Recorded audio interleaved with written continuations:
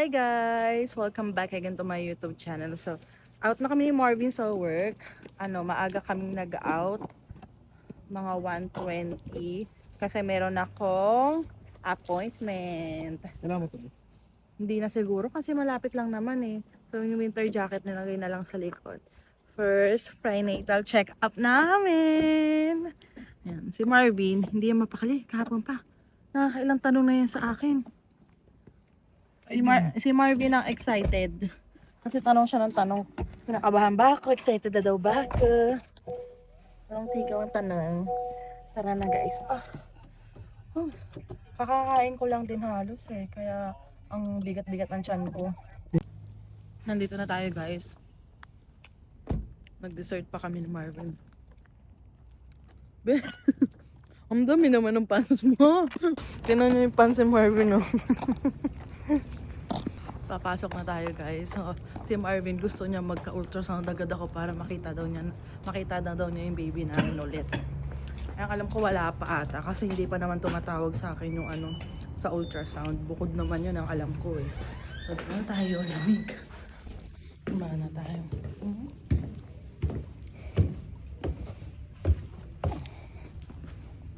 Guys, nandito na kami sa loob. Hintayin na lang namin si Doktora. So, mayroon tayong mga Xerox dito. Madaming binigay sa akin. No, isang galing candy mo.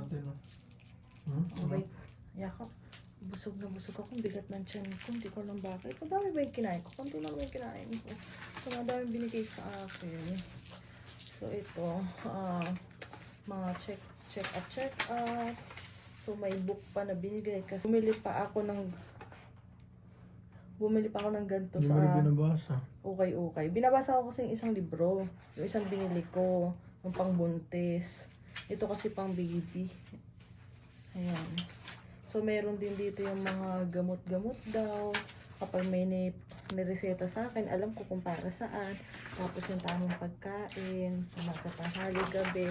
Sabi nga niya sa akin, for sure, hindi ka lang 3 beses kumakain. Sabi sa akin ng nurse. Kasi nga syempre may mga cravings nga daw ako. Ganyan. So, ayan. Ito yung mga pag-inom ng mga folic acid. Tapos, yung sabi niya din sa akin about sa timbang ko nga guys. Ayan. Yung timbang ko kasi hindi lang basta nadadagdagan yung sa katawan. Meron din sa dibdib, sa dugo, sa uterus daw, sa placenta. Ayan, hindi lang daw yung si baby ang lumalaki sa akin.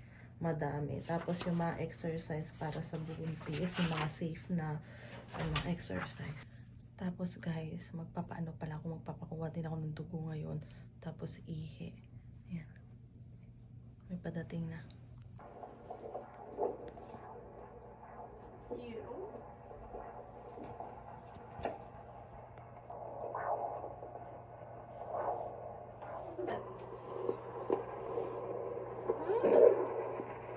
Be out of her for a second. Him or her, I don't know. Say dada.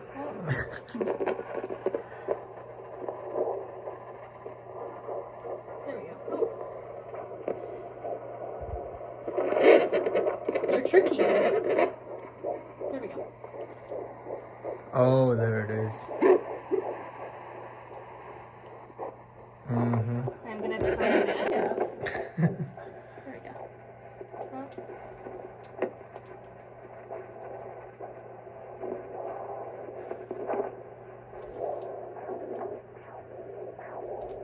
That's you.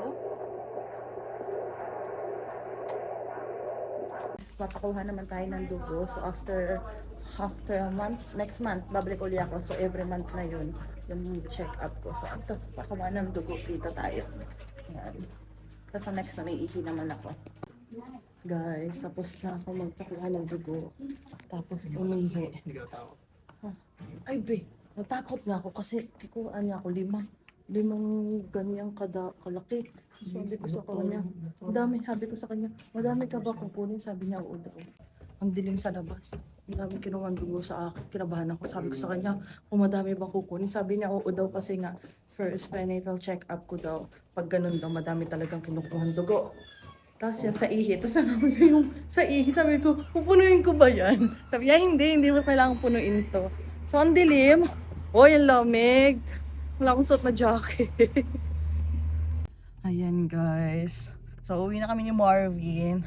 Okay na yun, narinig ko naman yung ano ni baby. So yung ultrasound nga medyo matagal pa nga. So mga 20 weeks pa. 18 to 20 weeks ata ang sabi niya. So medyo ano, Hindi pala ganun talaga, Ben. di naman matagal. Isang buwan na lang pala mahigit. Isang buwan na lang mahigit namin hihintayin. November, half. Half naman tayo na again, no? Oo, half na tayo. So mga 1 month na lang mahigit yung hihintayin namin para ma-ultrasound. Makita na uli namin si baby. Saan niya? Kasi nung huling nakita namin si baby, 7 weeks nga siya. So, super liit pa niya. Tapos, hindi pa siya talaga buo. Talagang bilog pa lang talaga siya. Tapos yun nga, ang tatanungin ko kasi talaga lang, hingin ko sana kung gaano kalakas yung heartbeat ni baby nung last na ultrasound namin. Kasi nga sabi ko, bali ang nangyari kasi, Macdo? Oo. Macdo muna kami, na ano ako, nalambot ako guys. Ang dami ba naman dugong kinuha sa akin. Tapos yun, happy naman kami kasi narinig na namin heartbeat. Sabi ko nga kanina sa doktora na baka pwedeng, ano ngayon?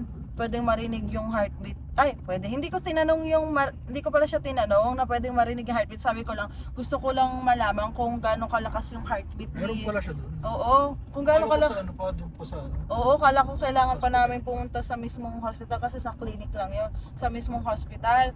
Tapos sabi nga niya, oo daw, sabi niya, pwede naman daw. Tapos nagulat ako dun sa maliit na bag niya, meron pala siya dong ano, yung pang-detect nga ng heartbeat ni baby. Tapos, Hindi din siya, no? oo, tuwa din siya eh. Siya nga, pwede niya marinig sarili ng ano yun. Narinig, kasi siya, malapit na siyang manganak, January. January ba siya? Oh, January nga, maternity leave na daw. Siya tayo maglilib na ng January. So, January, i-refer niya na ako sa iba. Sabi niya ganon. So, ayun nga.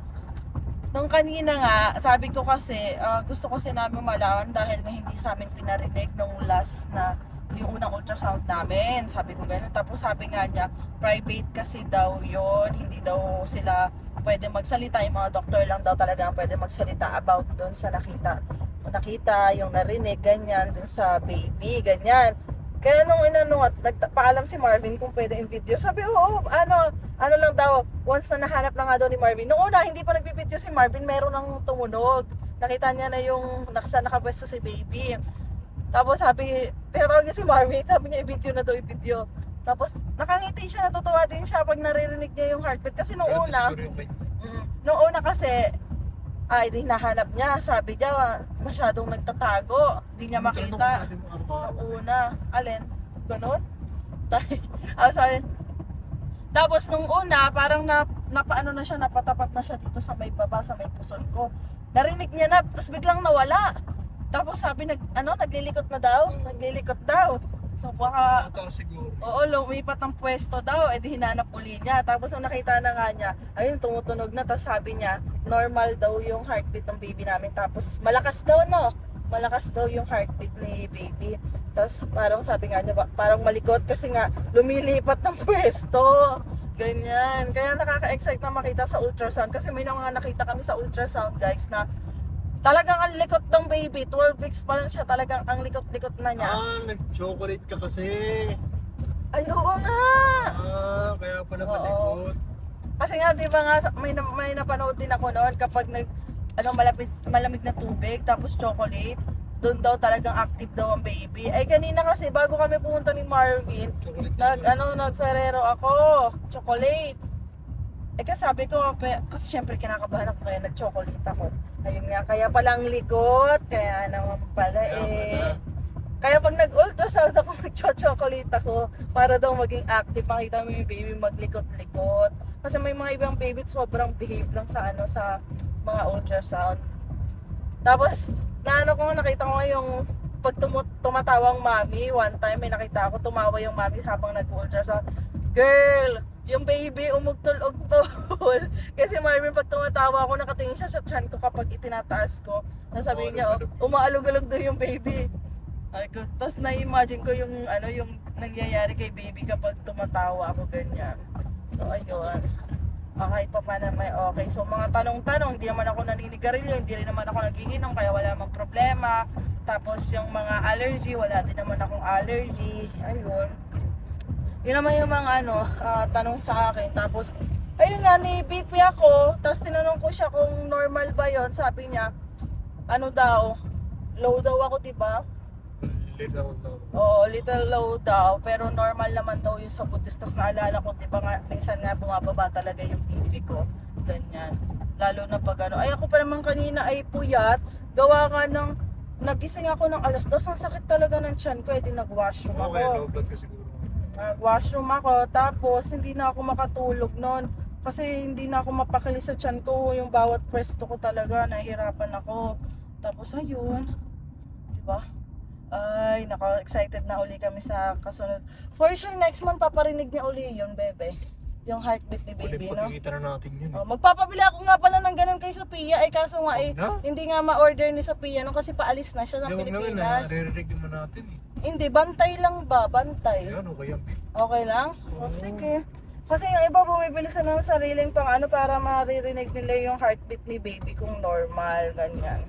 So mamaya update ko na lang kayo pag nandun na kami sa McDo, kakain. Guys, nandito na tayo sa McDo. Kain muna tayo. Nagutom na naman ang bontet. Nalambot kasi talaga ako. Kinuwambo naman ako ng dugo, napakarami. Tapos tinitigan ko pa. Tapos tinatanong pa sa akin nung ay ID ko kunin mo. Tapos kanina nga ID sabi ko dun sa pipikit ako. Sabi niya o sige daw para hindi daw ako maano. Tapos nagmulat ako kasi hindi ko na nga nararamdaman. Pagtingin ko, ang dami ng dugo. Nanlambot lalo ako. Tapos sabi niya okay lang daw ba ako. Sabi ko okay lang ako. Ang lamig. Hindi na ako nag-winter jacket. Kaya pa naman kasi hindi naman kami magtatagal sa labas eh. Sandaan. Dito na tayo. Ang bango. Naamoy ko. Parang gusto mag-burger, bebe. Breakfast. Gusto ko mag-burger. Wala nang breakfast ngayon, be. Anong oras na? Double pare. Cheese. Ano yung in-order mo dito? Ito? Oo. Yan ba yan? Ano ka na nun? Alin? Time. Ha? Time. Ano sa'yo? Ito na lang siguro. Ito ba yung pinakamura? Ay, hindi. Oo nga, na double. Ito, walang cheese. Bawal sa akin cheese, di ba? Then, some fries. O sige, para sa'yo yung fries saka yung Coke. Wala na buntis ako, never na uli ako nag-Coke. Ikaw, kung anong gusto mo? Coke? Iced tea? Iced tea. Iced tea na lang. Medium lang. Ayan na, dumating na yung order natin, guys. So, ano to? Iced tea ba to? Parang orange. Kain tayo ng burger. Ayan. Kay Marvin yung fries. Ito yung fries. Nasa washroom lang si Marvin. Hindi ka humingin ng ketchup? Meron. Hindi ka mag-ketchup? Guys, so hindi na ako nakapag-update sa inyo kanina. Pagkadating kasi namin ni Marvin dito, nag-movie marathon kami. Hindi namin matapos-tapos yung pinapanood namin kasi sobrang haba. Season 4 hanggang season yung 2023? Diba? Season 10 ba? Season 4 pa lang kami tapos sa isang season napakahaba. Ilang episode yun. Grabe. Ang init. Lakas ako ng electric fan ko. Kala mo naman lakas-lakas ang electric fan ko. Walang hangin. Napakahina. Sino ba yung pinakamalakas niya? Hi. Ito pala yung hi. So, interviewin natin ang aking asawa. Halika. Interviewin natin siya. Ano? Kanina. Alin? Kanina. Yung narinig, oo. Ang galing. Hindi kasi mo. naririnig ko na siya na kahit nakatapat lang yung tenga sa chan mo, di ba? Sa abdomen mo. Naririnig ko na siya. Pero iba pa rin yung sa may... Kala niya may daw device. kulo-kulo. Tapos sabi ko, hindi Oo, naman siya kumukulo yun. yung chan ko. Hindi naman ako Siya nga nagugutom. kasi yun, sigurado ba kasi wala namang iba eh. Sabi ko, hindi ko naman gutom. Hindi ako So, gutom. kumukulo pa rin. Baka naglilikot lang yan. Oo. Umaano siya. Naglilikot. Kanina, happy ka narinig mo yung heartbeat baby Oo. namin. First time namin narinig yun, guys. Yung heartbeat niya.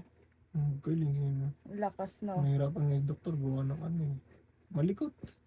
Nawawala. Nawawala. Nakita na niya, no? Tapos biglang Likot ng nawala. bata, eh. Buti mabait yung doktora namin. Pinapayag siyang mag-video kami. Paalam kami. Ano, bebe? Paalam naman sa papaalam. Excited ka kanina? Oo. Excited ka sa Gusto ko ano? makita ng itsura eh. Oh. Gusto niya yung may ultrasound na kaso ngayon matagal pa Hindi naman. pala ganun din. Pero yung iba kasi meron na. Lalo kung sa Pilipinas ka, pwede kang magpa-ultrasound anytime daw. Kasi, syempre, may bayad naman yun. Bali, Kaya syempre, ano talaga. kung magbabayad, yung iba nga every 2 weeks nagpapa-ultrasound para malaman talaga nila na ano daw, na okay talaga yung baby nila. Ayun nga. Akala ko nga mag-ultrasound din kami ngayon kasi syempre, first prenatal check-up, ang sabi nga depende rin naman sa doktor daw yun, kung i-refer ka niya agad. Pagka tayo hindi na-refer, ano? Kasi nung una, sabi niya sa akin, nung unang check-up ko sa kanya, kailan pa ba yun? Hindi ko natanda yung kailan yung last. Sabi niya, ay yung pinakauna kasi pangatlo na namin tong meet. Tapos sabi niya, ano daw, ultrasound daw ako kapag 12 weeks na daw ako. Kasi nga, buo na daw yung baby noon. Tapos, ayun nga, nung medyo sumasakit nga yung pusoon ko, ay kinakabahan ako. Tapos blood works nga ako para masigurado kung buntis talaga ako. Kasi syempre minsan, PT, nag-positive ka sa PT tapos hindi ka naman pala positive sa blood works, ganyan. Kaya yung iba nagpapa-ultrasound pa kung may makikita ang baby. Ayun. So positive naman ako sa PT, sa blood works, tapos ayun, nung sabi nga niya, nasabi ko sa kanya na nakapag-book na ako ng appointment, tinawagan na ako. Tapos okay, sabi niya, tapos yun, 7 weeks nga, di ba? Tapos, ayan. Wait na lang namin ni Marvin, mga 1 buwan na lang mahigit. Oo nga, 1 buwan na lang mahigit, no? January ba? Siguro. Sabi? Oo, mga ganun. 20 weeks. Mga Oo. January nga. Mga January. 5 months. Ilang mga 3? Oh, January nga. So, konti Winter na lang. winter. Napakalami. Yun ang inaano ko kasi ang hirap na magsuot ng mga leggings, guys. May mga leggings nga ako dito, yung mga kapal, pang winter talaga. Tinutupi ko kasi masyado siyang masikip pag pag sumasakto siya sa puson. Nahirapan ako, parang ang sakit. Kaya sabi ni Marvin, tupiin ko nga daw, baka kasi naiipit yung baby namin kasi nandun pa siya sa part na puson dahil nga hindi po siya ganun kalaki, ganyan. So yun, siguro hanggang dito na lang, guys. Update na lang uli namin kayo kung kung ilang weeks na si baby, kung anong gender ni baby, kasi mga 20 weeks din ata, hindi 16, mga 16 weeks daw, malalaman na yung gender ni baby. Yun nga sabi. 16, pero sabi kasi nung Pero namin, baka, paano ko yung gagawin? tapos ang sabi nga sa atin yung kanina ng doktora, sa 20 weeks nga, 18 to 20 weeks, doon na rin daw namin malalaman yung gender kasabay na ng pag-scan nga daw kay baby kapag Isahan na lang. isahan na lang daw, ganyan. Eh, iba kasi di ba hiwa-hiwala yung gender, tapos yung pag-scan kung okay ba si baby, kung wala bang sakit, kung wala bang kahit anong kailangang pang gawin ganto ganyan, so ganyan. Ulang kami ng uni Marvin, hintayin na lang namin, yun ang wala naman tayong magagawa, maghihintay lang talaga kami sa ng doktora namin. Tapos yung nasabi nga niya na by January nga, magma-maternity leave na siya, so ililipat niya na ako, i-refer na niya ako. Tapos, yung sinabi nga niya yung due date ko, tapos sabi niya, kay Marvin, sabi niya kung, di ba birthday mo yun? Tapos sabi ko sa kanya, naalala mo, kasi nga nung tumawag nga siya, na sinabi niya na, okay daw yung ultrasound, may heartbeat na si baby, so, hintay na lang ng next na meet up nga namin para sa first prenatal check up ko. Tapos ayun na nga, tapos sabi ko nga kung totoo talagang yun yung date ng due date ko. Sabi niya oo daw. Tapos sabi ko yun kasi yung birthday ng asawa ko, ganyan. Pero hindi naman natin masisigurado kung saktong birthday talaga ni Marvin. Bilhin before. Oo, kasi nga minsan May tumatagal advance. pa daw ba? May iba na lumalampas. May mga nakikita ako sa TikTok yung mga due date nila, kaysa mapaaga, kaysa saktong due date nila, nalilate sila ng mga 1 week or 2 weeks. Oh? May iba naman na advance sila ng mga 2 weeks, ganyan, 1 week. Iba nga, may nakita nga ako, parang advance pa siya ng halos 3 weeks, ganyan. Pero naman, normal naman yung mga bata. Halos normal, okay lang. Yan. Tapos kanina nga, nagtitingin-tingin ako ng mga vlog ng mga Pilipino. Mauna sa akin, baby. Ha? Birthday. Ba't ayaw mo nang kasabay? Hindi kasi sumunod ako. Kasi pag sumunod pa, Sa bagay, okay lang naman. Kasi pag mag-celebrate, di ba? Hmm. Sa bagay, pwede naman Noong una i-bless gusto mo ka-birthday mo para isang handaan lamang. Hindi, kapag susunod, kapag birthday niya, birthday na siya, celebrate din rin sa akin. Mm. Ganun Sabi ko na nga lang. pag ito, mismong birthday ni Marvin lumabas, lalaki, tapos kamukha pa niya. Ay, John Marvin din ang pangalan nito. Junior ko to. Junior na talaga to. Sa kanya na lahat. 'Di ba? So, ayun. Masaya ang ating tulog ngayon kasi happy kami ni Marvin. Sinend na rin namin sa pamilya namin yung video nung pinapakinggan yung heartbeat ni baby. Malakas talaga siya. Oo. Ewan ko kung lahat na video ni Marvin, may part ata doon na hindi niya na video. Ano yun? May part kang hindi ka nabibideo doon. Oh, Kasi minsan nga nakaganto pa nga yung doktora kanina eh. Nung tinawag nga si Marvin. focus siya. Tutuwa din siya, nakangiti talaga siya. Nakakatuwa naman. So yun, hanggang dito na lang guys. Don't forget to like and subscribe sa YouTube channel ko. Bye!